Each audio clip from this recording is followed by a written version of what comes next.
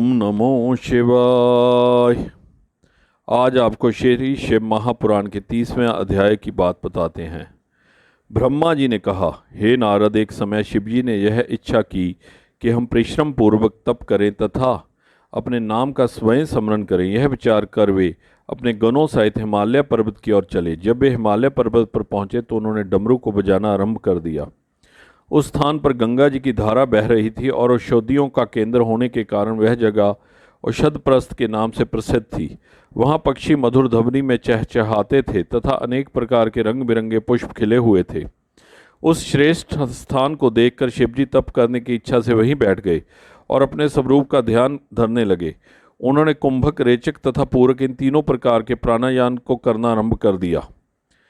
उनके नंदी, भृंगी आदि गण भी शिवजी का ध्यान धरते उसी स्थान पर बैठ गए। हे नारद, जब हिमाचल ने भगवान सदाशिव के आगमन का समाचार सुना तो बड़ी सज धज के साथ उनके समीप जा पहुँचे।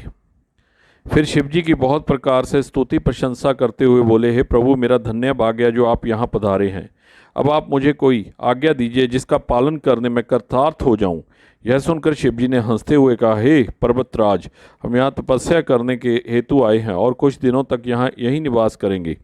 हम केवल यही चाहते हैं कि जब तक हम यहाँ रहें तब तक हमारे समीप कोई ना आने पावे। हिमाचल ने इस आज्ञा को शिरोधार्य करते हुए कहा, हे स्वामी, आप जो चाहते हैं वही होगा। मेरा यह परम स्वाज्ञा है कि आपने यहाँ पधार कर मुझे प्रतिष्ठा प्रदान की है। इतना कहकर हिमाचल शिवजी की आज्ञा लेकर अपने घर लौट आए और सब जगह यह राजा की आज्ञा घोषित कर दी कि औषध प्रस्थ पर कोई व्यक्ति न जाने पाए।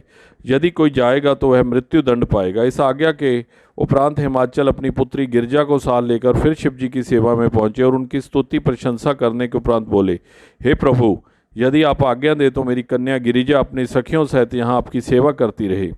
हे नारद, हिमाचल की प्रार्थना सुनकर शिवजी ने गिरिजा को सिर से पांव तक देखने के उपरांत विचार किया कि श्रेष्ठ कार्यों में स्त्री बाधा स्वरूप आ खड़ी होती है, इसलिए उत्तम कार्य करते समय स्त्री को पास रखने का निषेध किया गया है। कामदेव का उत्तम शास्त्र स्त्री को ही कहा गया, इसलिए बुद्धिमानों ने स्त्री को महारोग के समान कहा है।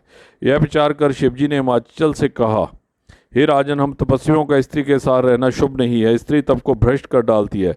अतः हमें गिरिजा का यहाँ रहना सबकार नहीं है। शिवजी के मुख से यह वचन सुनकर हिमाचल आश्चर्यचकित रह गया, परंतु गिरिजा ने शिवजी को संबोधित कर कुछ बातें कही। हे नारद, गिरिजा ने कहा, हे तपस्वी, आपको मत यह है कि पुरुष प्रकृति से पृथक रहता है, परंतु मैं कहती हूँ कि प्रकृति के बिना पुरुष कभी नहीं ठहर सकता। इस संसार में जो कुछ भी दृष्टि गोचर होता है वह सब प्रकृति का स्वरूप है। प्रकृति जड़ तथा चैतन्य को अपने वश में रखती है। आपकी समझ में तो पुरुष और प्रकृति अलग अलग हैं, परंतु मेरी समझ में पुरुष प्रकृति से मिला हुआ है, क्योंकि कहना, सुनना तथा तपस्या करना आदि सब कार्य माया के रूप हैं। जो पुरुष माया से अलग है उसे तो तपस्या करते समय किसी के द्वारा बिगड़ डाले जाने का भय होना ही नहीं चाहिए। गिरिजा के ऐसे वचन सुनकर शिवजी बोले, हे गिरिजे, तुम्हारी यह बुद्धि केवल अपने मन से उत्पन्न की हुई है, जिसे केवल आनुमानिक ही कहा जा सकता है। तुम्हें यह जान लेना चाहिए कि ब्रह्मा सबसे श्रेष्ठ है। माया कभी स्वाधीन नहीं है, क्योंकि वह जड़ होती है। यदि तुम्हें ऐसा अहंकार है कि माया और ब्रह्मा एक दूसरे से अलग नहीं रह सकते तो तुम ब्रह्मा को रोक क्यों नहीं लेती हो। इतना कहकर शिवजी चुप हो गए। तब हिमाचल शिवजी की स्तुति करने के उपरांत अपने घर को लौट गए, परंतु गिरिजा को सखियों सहित वहीं छोड़ गए। इस बार शिवजी ने भी उनसे यह आग्रह नहीं किया कि वे गिरिजा को लौटा ले जाएं। अस्तु गिरिजा प्रतिदिन अपनी सखियों सहित शिवजी की सेवा करने लगी। वे वन से अनेक प्रकार के पुष्प आदि तोड़कर लाती और शिवजी का पूजन किया करती थी, परंतु शिवजी का चित्त किसी भी प्रकार चलायमान न हुआ। हे नारद, गिरिजा अपने मन में विचार किया करती थी कि शिवजी मुझे किस प्रकार सत्कार करेंगे। उधर शिवजी भी अपने मन में यह सोचते थे कि यदि मैं गिरिजा को इसी समय ग्रहण कर लूँगा तो उसे अपने मन में बहुत अहंकार हो जाएगा। इसके अतिरिक्त तीनों लोकों में मेरी निंदा भी होगी, क्योंकि उस समय लोग यह कहेंगे कि शिवजी ने काम के आवेश में गिरिजा को स्वीकार कर लिया। अस्तु, जब गिरिजा मेरे लिए बहुत तपस्या करेगी तब मैं इसके मनोरथों को पूर्ण करूँगा।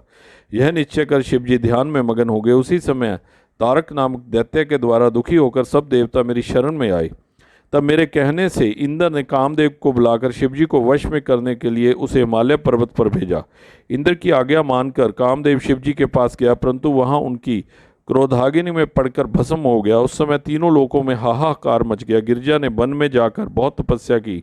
तब शिवजी ने प्रसन्न होकर उसे अंगीकार कर लिया।